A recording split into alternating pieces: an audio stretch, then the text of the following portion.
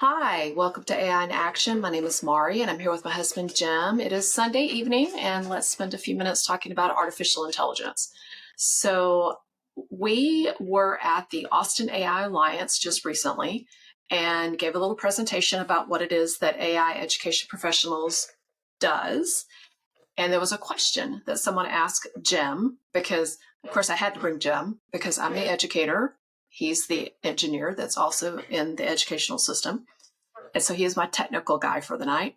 So, Jim, you got a lot of really detailed questions about what it is that we are doing with Agnes and AI education professionals.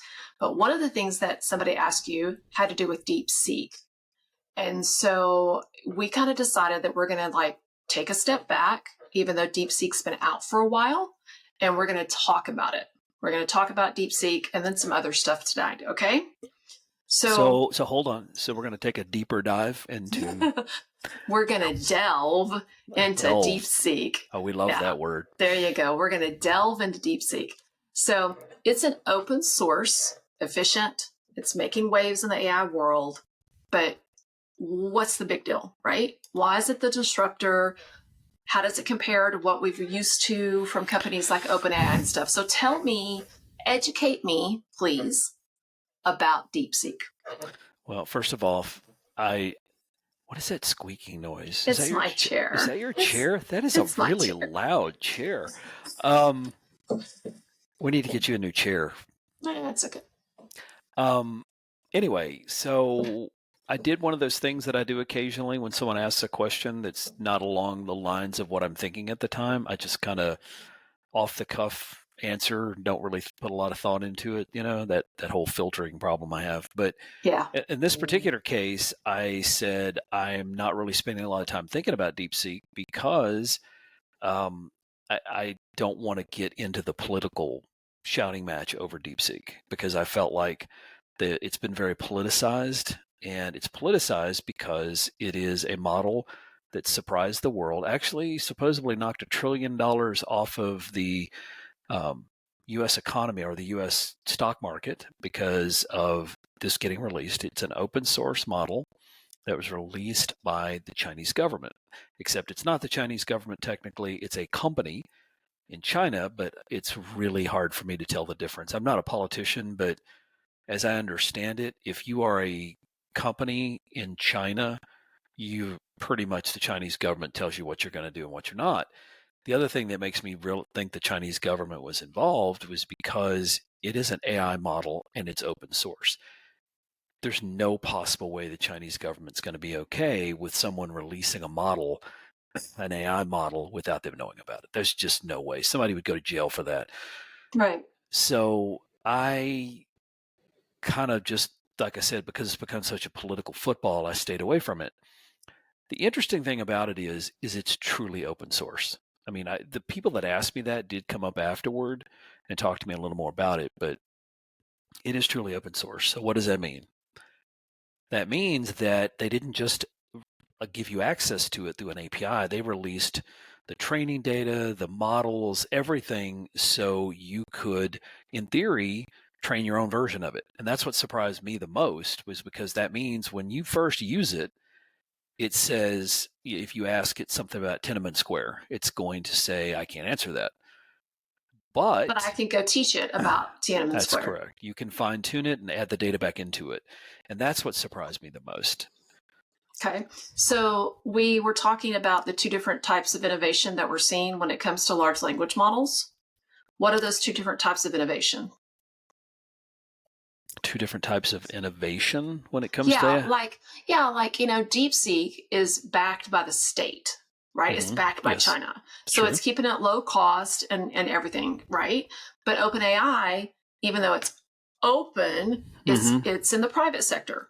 And one of the things that you actually said on our last podcast about how, they want to move fast, they want to break things versus something that's backed by the state.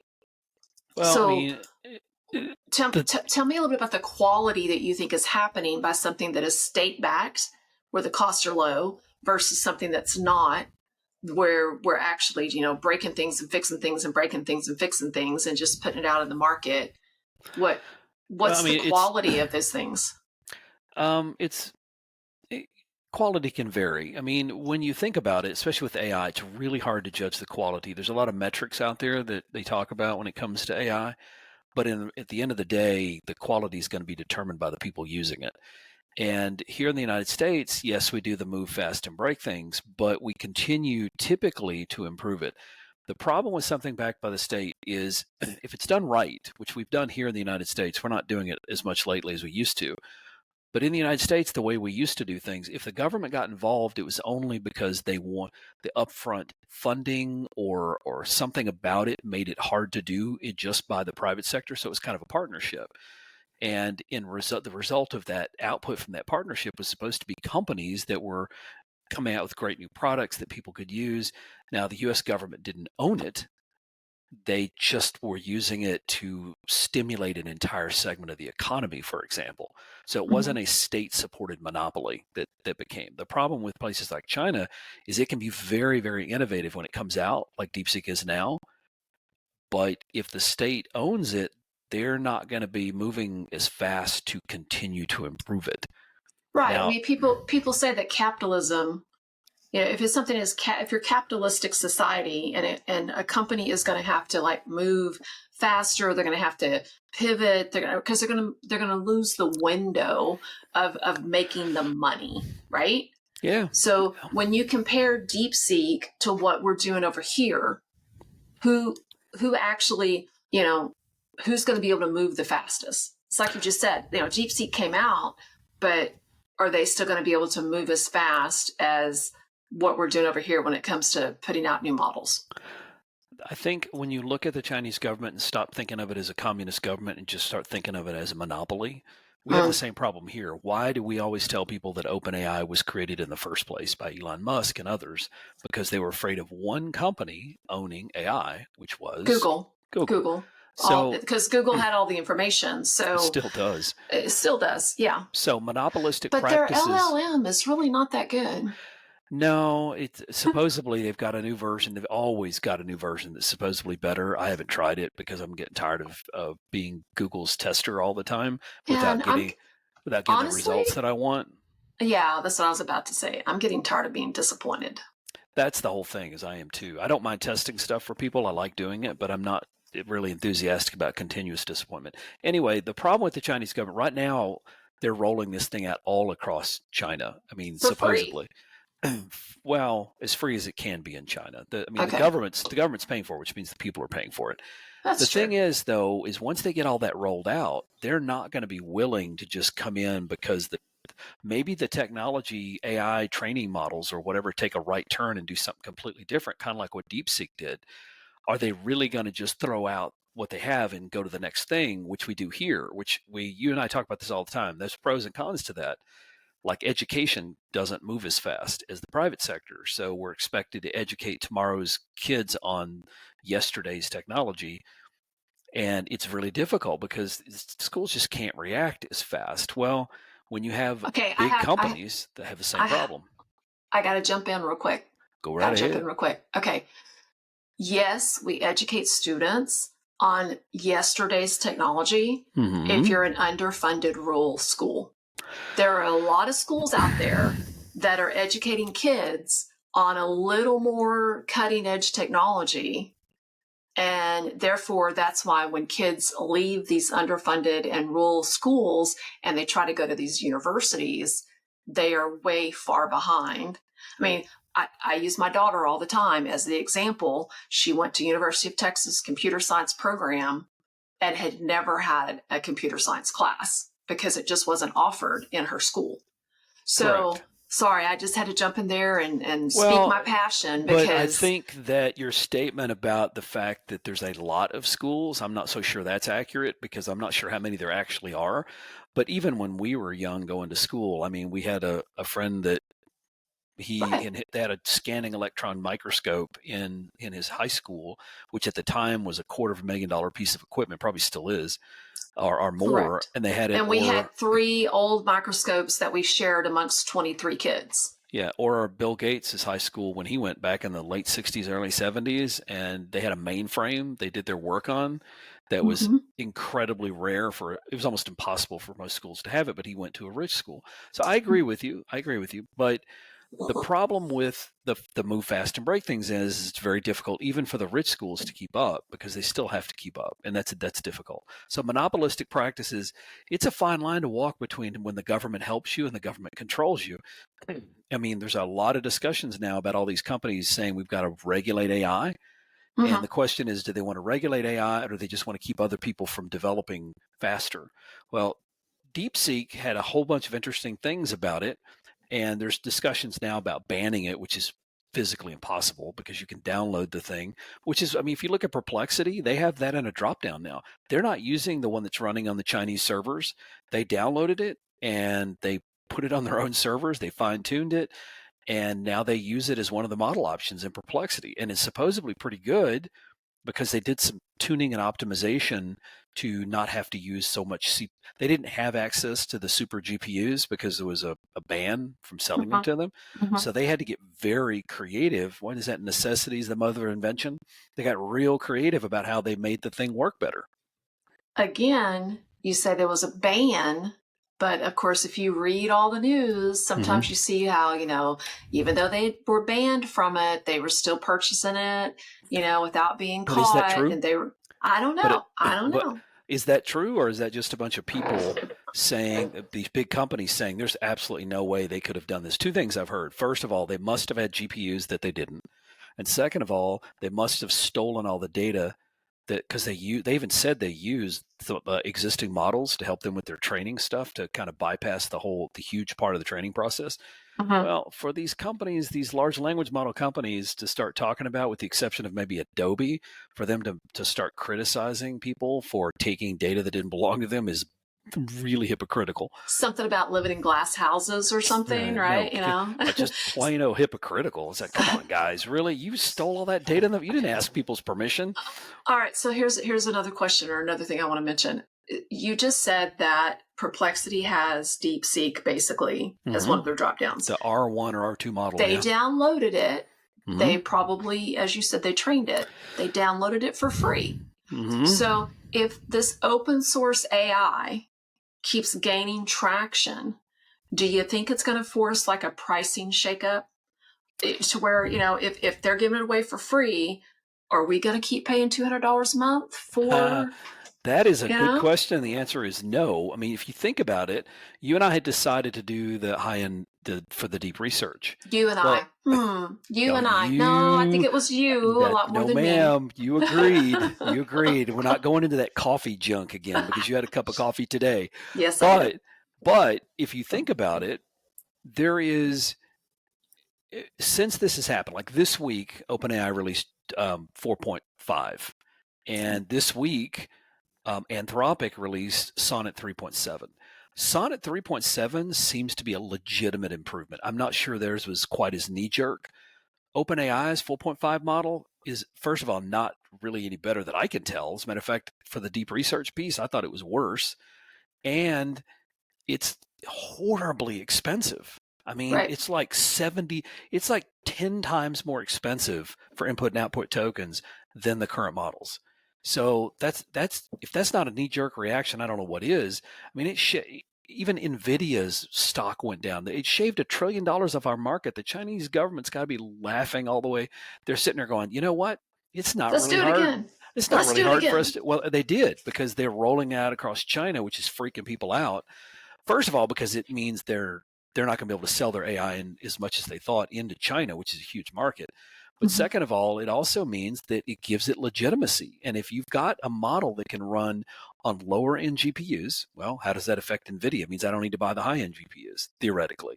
If you've got a model that runs cheaper, faster, all those things, they've already dropped their prices. Now, on the 4.5 model, they didn't, but several people, including OpenAI, dropped some of their prices again, too. So it's putting downward price pressure on the cost per token, and it's also pushing the stocks down. So they didn't even have to do hardly anything, the Chinese government, and they don't care that if you decide you want to put the Tiananmen Square back into it because they know we're already doing that anyway. Who Right. cares? Who cares at this point? Right. So for them, The reaction was worth what they did. They loved that stuff. Okay, so you said that there has been like a little bit of a lowering of prices from some of the companies that do the monthly subscriptions.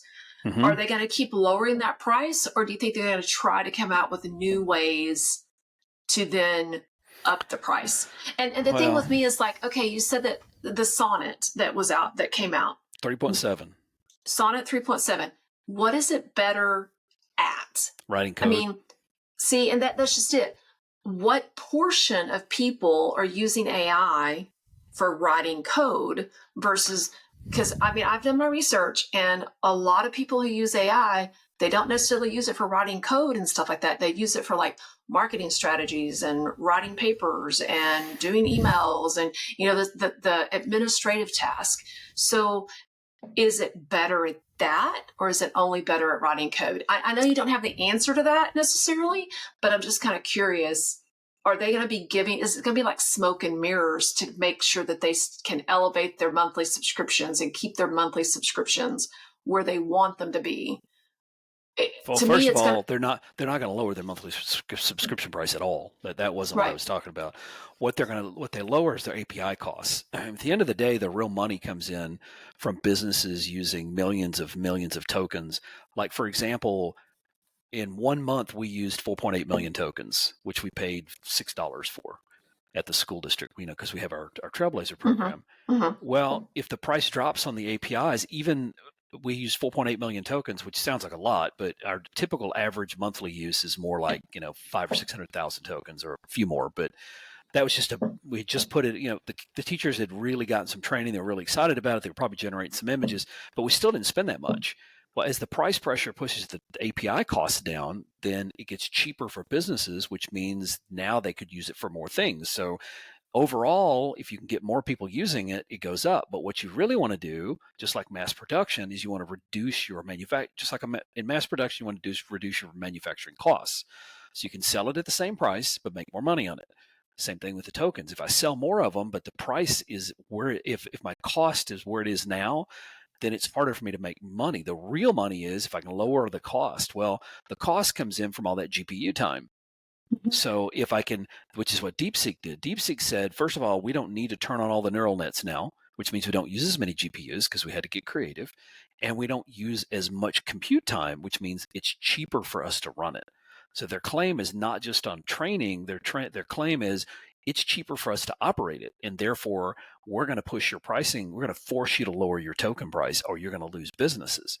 Well, the way these companies are going to do, first thing they're going to want to do is go to the government and get it banned. And there's already been some bans. South Korea banned it. There's already been some talks of banning it here in the United States. Certainly government entities are going to be banned from using it.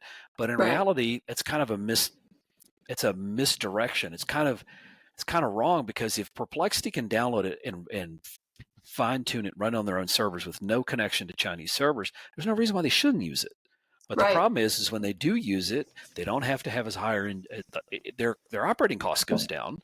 They don't have to have as many GPUs, which hurts other people. So you're going to hear a lot of political. That's why this is really a political episode. There's going to be a lot of shuffling in the background trying to make it illegal. I guarantee you, there's going to be more and more bans on it because it's too easy. You could say, you know, if you're using this, you're encouraging the Chinese government. This isn't like TikTok. But as you said, once it's downloaded, it's downloaded. So this isn't like TikTok. Yeah. Now, as I understand it, their biggest model, I don't know if they released everything for their biggest model. I think they did. I think even their high-end models, like 600, 800 million token, are tokens.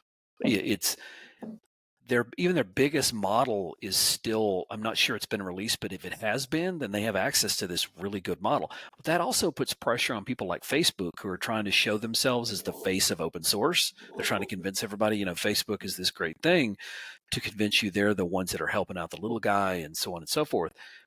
DeepSeek, a Chinese company, getting that title away from Facebook, this all plays very bad in the spectrum of politics. Well, you know, anyway, we're not going to go too deep into politics. You know what we think about that. But let me ask you this. You mentioned several new releases. Are they throwing them out there right now because of DeepSeek, even if they're not Oh, yeah. ready to go? They're like, I Oh, don't yeah. care if it's ready or not. I mean, Yep. just push the button, send it. It's not what they're saying, but as I understand it, 4.5 was actually it's a bigger model, but they had finished training it in October of 2023. So that model is a year and a half old, and they released it. Why? What is the benefit if it's not So they'd particularly be better? number one in the news feed, so they could get back up in the Exactly. news feed. So Exactly.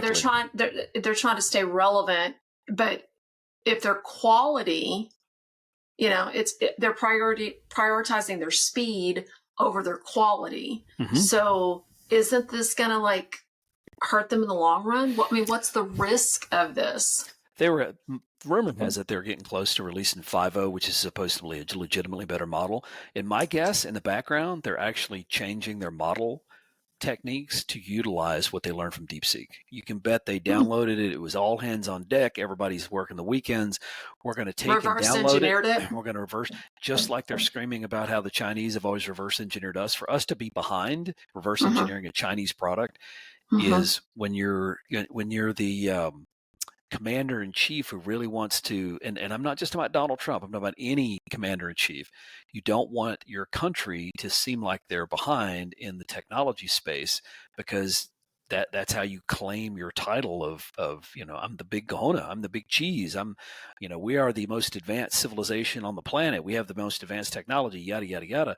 It's harder to claim that when you've got a bunch of guys working in at the back of a store in China that are actually their original models that they worked on were about investing in stocks. They were just supposedly the techniques they used was a workaround because they were trying to use large language models to help them better invest probably in American stocks. And that's a whole different discussion I can get into, is how much we allow other countries to buy into our stocks. But I think that in this particular case, they stumbled on it. They couldn't get there's so much of software libraries called CUDA libraries, which is literally part of the biggest core IP that NVIDIA owns. They're proprietary, but they give you really good access to the GPUs without a whole lot of effort. So they really do save you a ton of time. NVIDIA has had these libraries out for 10 years. They're really, really good at them. They know what they're doing. But the problem is when they wanted to get access to make things faster, which is what they wanted for their stock investment stuff, they had to bypass the CUDA libraries because they wanted to do something different. Well, people do that all the time. They just found a way to do it for this particular instance and for this particular technology, which is large language models, and that's what freaked everybody out. So yes, to answer your question, there's a lot of overreaction, or overreaction is maybe the wrong word. There's a lot of I need to be number one, therefore I have to release something, I think. Okay, so maybe we will get into politics for just a second, because a guy named Chris Kraft, you guys that are listening, if you're interested in politics, Chris Kraft with a K, he releases like a weekly update on LinkedIn. And one of the things that he just released, I think he releases on Saturdays or Sunday mornings, with the cuts that are happening right now in our federal government, he's afraid that some of our AI, being the leader in the AI race, being the leader in what's going on with AI, that it's going to hurt us because of some of the federal cuts right now. So I think we need to kind of think about that, because policies and regulations do play a really big role in all of this, right? So instead of making the cuts, what should the U.S. be doing to keep up? I mean, are we letting other countries outmaneuver us? Is there a way that we can level that playing field without over-regulating AI? I mean, well, what's funny about that is the United States has had state-supported kind of monopolistic practices like everybody else has for a long time. We're just not as bad about it as everyone else because the U.S. government puts all this money into something but doesn't own it. Unfortunately, it allows companies to own this stuff. But that being said, you look at the CHIPS Act. The CHIPS Act was supposed to bring manufacturing back to the U.S., and now they're trying to kill the CHIPS Act. What's going to happen is the CHIPS Act is going to get killed, but then it's going to come back out again, and it's going to be called something else. And the people that are now in charge of the government are going to take credit for it, when in reality, it's going to be the same thing revamped. You're not going to get – it would be idiotic to get rid of the CHIPS Act because it literally encouraged semiconductor manufacturing in the United States, which has been gone for 30, 40, 50, at least 40 years. They moved it out a long time ago. They moved it to Taiwan, they moved to Korea, they moved it to China. And we want to get that back. Well, there's a whole bunch of infrastructure besides just a factory that's got to go in place before that happens, which is what Steve Jobs told um, the president. I think it was actually Trump. He told this a long time ago, was that it's really difficult to move it back because all the stuff that supports it went with it. So that money is going. I don't think it's going to go away. I do think it's going to be redistributed under a different name, but I don't think if they truly want to keep AI and our cutting edge stuff going on, I don't think they can kill it. I think they're going to bring it back in some other form. It just, you don't want to have it. You don't want to call it the CHIPS Act because that's the previous guy, and you never get elected. It's posturing. It's all get about elected. posturing. You never get elected by telling everybody that it's going great. The last guy did a good job. That's not how you get elected. Not here. You get elected by saying the last guy was an idiot. He screwed everything up, but I'm here to fix it. Right. So let's look ahead. We have just a few minutes left on this episode. Mm-hmm. So you have state-backed open source models that are shaking things up. Yep. You have companies like OpenAI that are scrambling to respond. Knee jerk. Yep.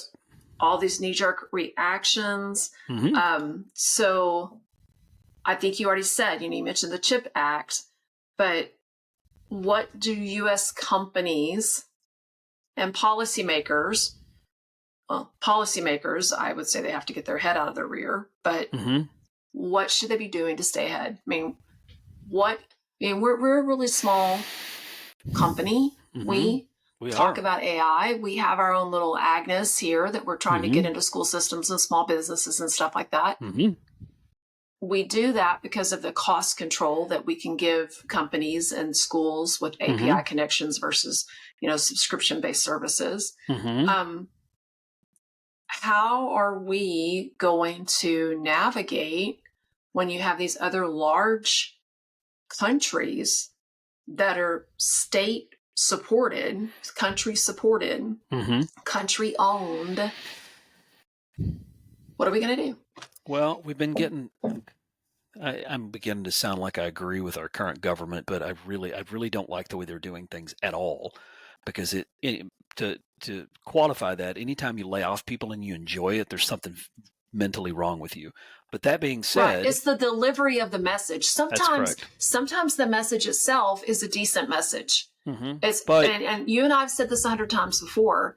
It's the delivery. I remember us having this conversation when we were raising our children, and we would go to discipline or explain something to our kids that they had done that we didn't approve of. And I was always like, okay, it's all about how you deliver.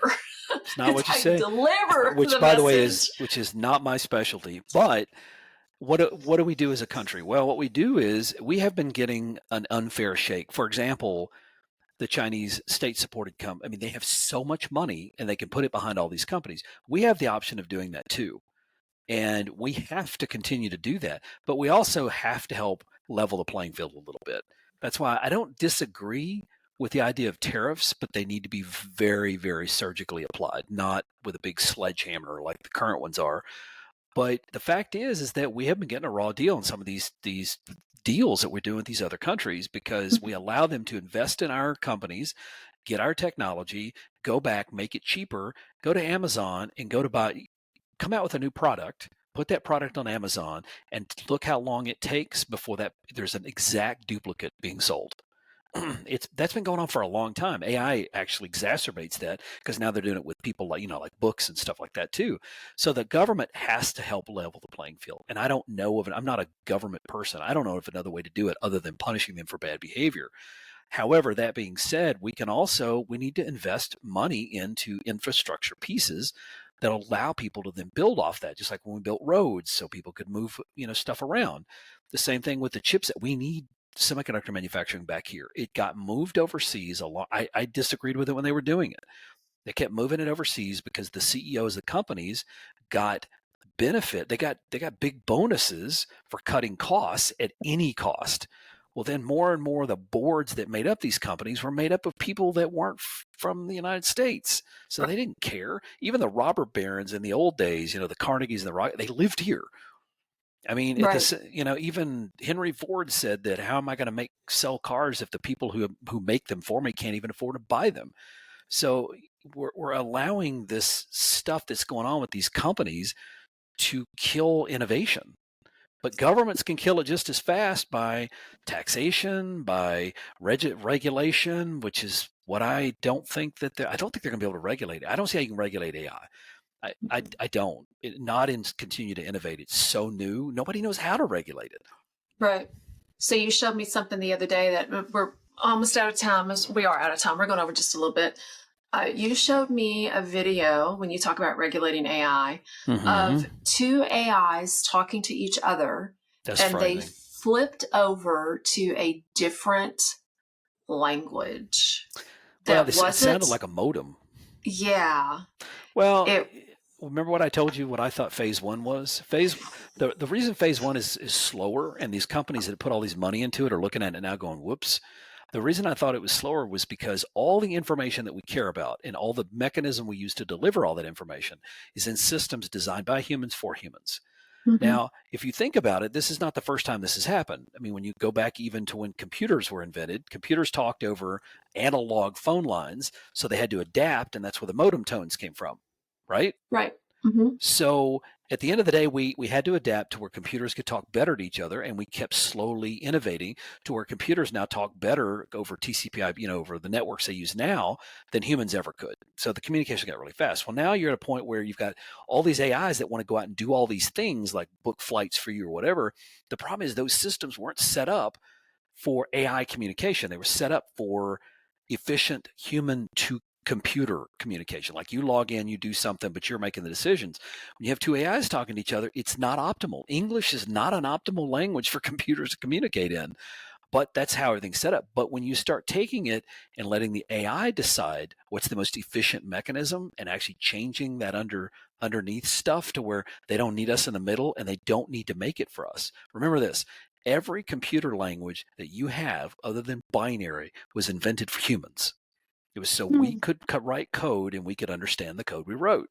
When you Hmm. don't need humans anymore because they're talking to each other and intelligence is talking to each other, what does that leave us? That's phase two. When that infrastructure underneath starts changing to where it's becoming more efficient for two intelligent things to communicate with each other and not with a human in the middle of it, what does that look like? Well, you saw a little example of it. I think the language is invented by a company, 11 Labs, which makes text to speech, speech to text stuff, mostly speech, text to speech. But I think they invented the language, and the language is probably crude. But how long is it going to be crude? Right. So anyway, that had nothing to do with DeepSeek or anything else. Nothing to do with it. It was just a little side note because I Yeah. was like, oh, just for a second, let's talk about it because it kind of freaked me out a little bit. But Times are okay, changing. the times are changing and so is our time because we are out of it. So how was that? That was a nice little segue. I That like was a nice. that. What That happened was to the kind of cool. dogs? No dogs behind you squeaking the ball tonight. Sadie is asleep. Sadie is laying Oh, down right there. Maggie's She probably is asleep. snoring. Maggie is snoring. Good thing I have noise cancellation because Good now thing. Maggie snores so loud. So, all right. My name is Maurie. I'm here with my husband, Jim. We talk about AI once a week so that we can just kind of have some fun with this. We have a company called AI Education Professionals or AIEdPro.com if you guys want to look up all the different professional development things that we do. And also, of course, we are the home of Agnes, which is a very affordable AI tool that you can put into your school or your small companies. And you can see that we're actually people because we do post the video version. We have started posting There's a video version. so many podcasts now that are obviously just AI generated. Yeah. I don't. We're not ever going to do that. Not as long as I'm doing it. We're going to talk Maybe to each other. after we're gone, maybe our kids will AI generate us so they can continue the podcast. How's that sound? I don't think so, but maybe. And we are going to have a guest next week. David Hirschfeld. Mm-hmm. He's an excellent person, excellent guest. He's going to talk, and it's going to be a lot of really good information. So you guys have a marvelous rest of the week.